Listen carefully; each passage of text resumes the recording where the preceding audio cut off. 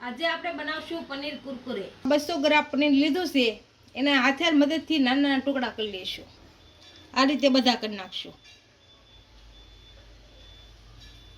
તો આપણે બેટર બનાવી લઈશું તો 2 ચમચી મેંદાનો લોટ નાખીશું 2 ચમચી કોર્નફ્લોર નાખીશું અને થોડું થોડું પાણી નાખી અને મિક્સ કરી દઈશું એકદમ પતલું બેટર કરશું હવે આની અંદર લસણની પેસ્ટ નાખીશું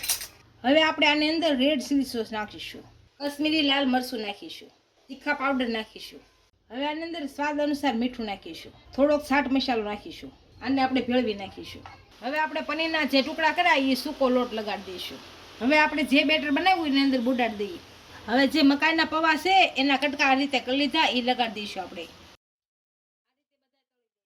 આ રીતે બધા તળી લઈશું